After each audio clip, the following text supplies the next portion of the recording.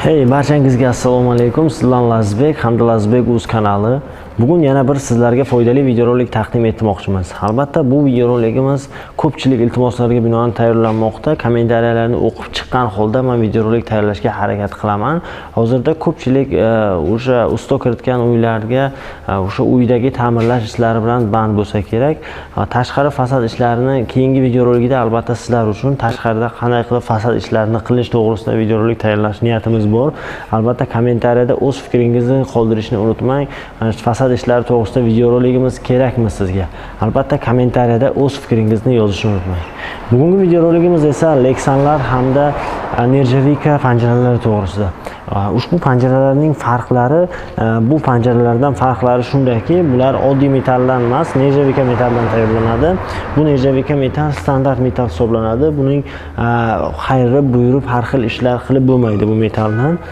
Lekin bu metallarning yengil bo'lganiga qaramasdan bu metallar juda ham prochniy, ya'ni baquvvat hisoblanadi. Hozirgi kunda ko'pchilik Samarqandda ham boshqa viloyatlarda ham mana shu metaldan mana shunaqa panjaralar yasab o'zlarining uylariga, do'konlarning oldiga qo'yishmoqda. Ushbu panjaralarning afzallik taraflari nimada?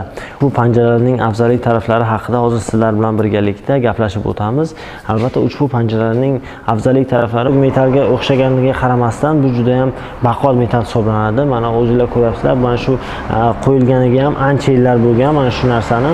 Hozir mana shu narsaning rangi ham o'zgarmaydi, quyoshda ham rangini o'zgartirmaydi, yomg'irda ham bir xil turadi bu narsa. Shu afzallik taraflari shunda. Lekin minus taraflari shundaki, bu metaldan har xil formalar, har xil figuralar chiqarib bo'lmaydi. Bu metallar standartni formalar uchun faqat ishlatiladi. Asnonoy o'zimizda O'zbekistonda. Mana hozir mana bu ko'rib turgan bu eng oddiy varianti hisoblanadi. Eng oddiy varianti hozirgi vaqtda kelib eng oddiy variant hisoblanadi mana shu.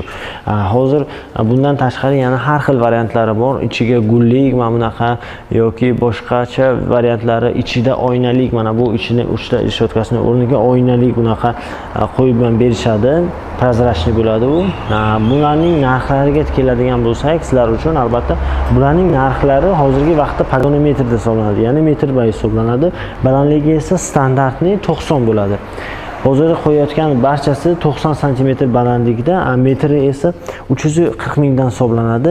Eng arzon variantlari esa, eng qimmat variantlari esa to 550 ming, to 700 minggacha bor. Mana bu ko'rib turganingiz eng arzon varianti hozir shunaqa variantda chiqmoqda. 3 ta panjarasi o'rtasida bo'ladi. Mana bunaqa bitta katta anosi. Bular hammasi ichiga hisoblanadi. Metr bay hisoblab ketaveradi bu yo'q.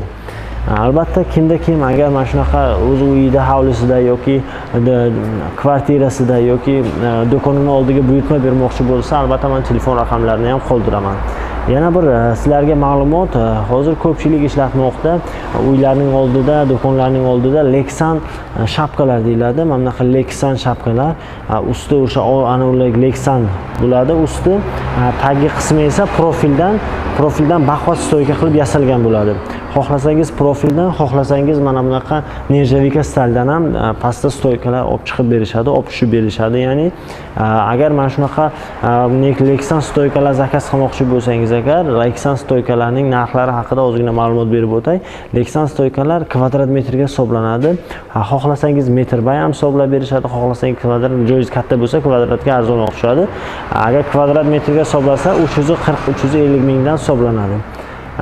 Arzon variantlari o'sha ichi profildan hisoblanadi.